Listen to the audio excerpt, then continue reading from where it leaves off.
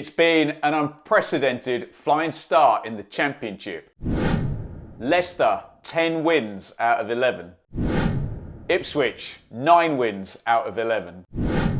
There's an 8-point gap between the top two and the rest. Can anyone catch Leicester and Ipswich?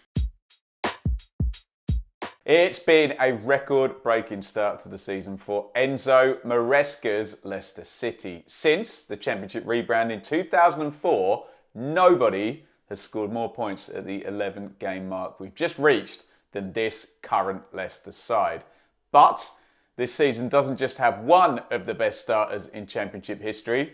It has two, with Ipswich just 2 points back from Leicester and 2 places back in that 11-game table for the past 20 seasons. So, what does this incredible start mean for the current top two? And what does it mean for the teams who have to make up such a sizable gap so soon into the season? We'll do some projections and map things out in a minute, but first off, it's just worth a quick attempt, an explanation as to how these two lightning quick starts have happened. With Leicester, we're talking about a club who before last season had finished on average in the top 8 in their 8 seasons up in the Premier League. Now, unfortunately for Leicester, they had one bad season in the top tier, and that one bad season got them relegated. But as a result, they do come down with a much stronger squad and asset base than that of clubs who have circled the drain for season after season in the Premier League.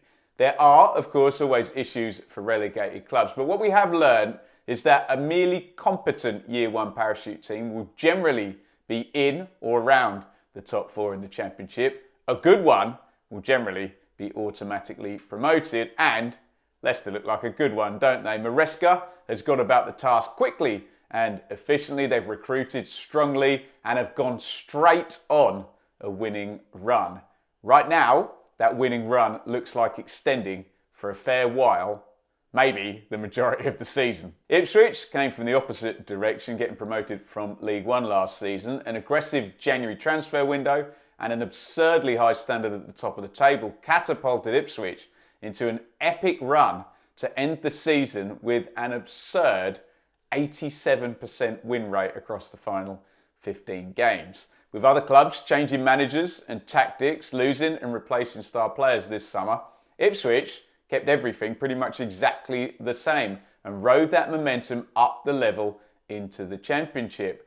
That bonkers 87% win rate has only dropped by 6%, and while others have been finding their feet, Ipswich have just continued to pile the points on in the Championship table. There'll be plenty of debate about what will happen next, but what is an objective fact is that Leicester and Ipswich have given themselves a big advantage over the other 22 teams in the Championship. The top two have ticked off 11 games, and the gap down to third place is 10 points for Leicester and 8 points for Ipswich. Of course, I will say what I always say when we're talking about parachute payments, and that is, in life, an advantage should always be worth having, but it's worth nothing if you do not use it. And there's never a guarantee that you will. With that being said though, let's do some projections and throw what Ipswich and Leicester have done so far this season into the 10-year averages in the Championship. On average, first place tracks at 2.07 points per game. Leicester are currently up 31% on that at 2.72. On average, second place tracks at 1.94 points per game. Ipswich are also up 31% at 2.54.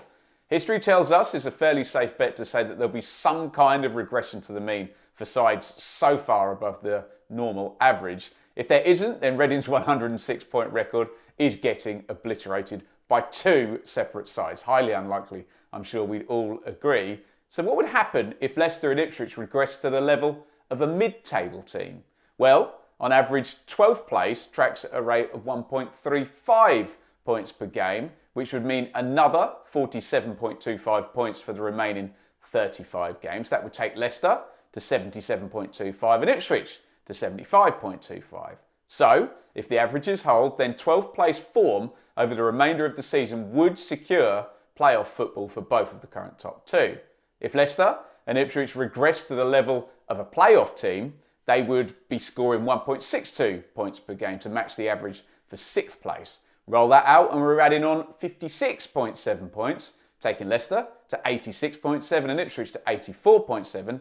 That number on average would get you automatically promoted, although in Ipswich's case it is literally 0.1 points above the average for 3rd place. So if the averages tell us that mid-table form probably guarantees playoffs and playoff form probably guarantees an automatic spot, then what does it mean for the chasers? Let's pick out 2 just to keep the video from being too long, and predictably we'll go for the other 2 Year 1 parachute teams, that being Leeds and Southampton. Feel free, of course, to roll out your own numbers, stick them down there in the comments. Let's apply a top 6 average then of 1.62, and we'll apply a title winning average of 2.07 to Leeds and Southampton for the rest of the season and see where they land. With average 6th place form, Leeds land on 75.7 and Southampton land on 73.7. We've already calculated that with an average 12th place form, Leicester would be ahead of both. Ipswich would be about half a point behind Leeds, but ahead of Southampton. Right, let's bolt on title winning form.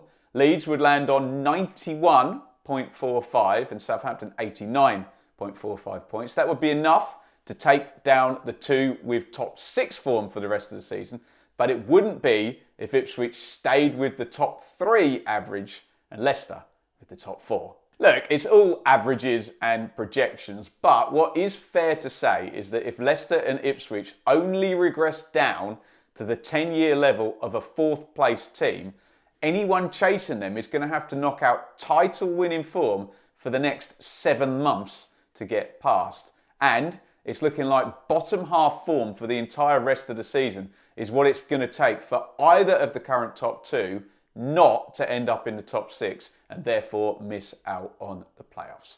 Obviously, I get it. There are a million real-world things that could happen that would have far more significance than the number crunching, but I do think it's worth looking at the historical precedents of how these commanding leads play out. Even in the last 2 seasons, I had extremely excited Nottingham Forest fans asking me, do you think we're going to catch Bournemouth? And equally excited Middlesbrough fans last season asking, do you think we're going to catch Sheffield United? On both occasions, despite some storming form from the chasing team, a good team above them with a strong points advantage proved too difficult to shift, even in the long-term picture. So, in answer to the question in the title, can anyone catch Leicester or Ipswich? Well, of course they can. Come on. If you're being too literal with that title, then you're misunderstanding how YouTube works and the nature of trying to start a conversation. Get involved in the comments, though, below with your views to continue that conversation, but do understand my motivation here is simply to illustrate the historical significance of the hot starts Leicester and Ipswich have made, and to map out a few statistical trends based on where we are now and where we could end up. If, on the other hand, you have a strong vested interest in a specific team, that means you seek to reverse engineer the maths to produce the optimal outcome to meet your own emotional needs, then that's fine. I get it, but understand in that case, yours and my motivations are very different before you type your comment. And speaking of people with very different motivations, that might describe the Birmingham City board and their now former manager, John Eustace. Why not click here to see my take on the big news from St Andrews yesterday that Eustace is out with Blues in 6th spot in the current championship table.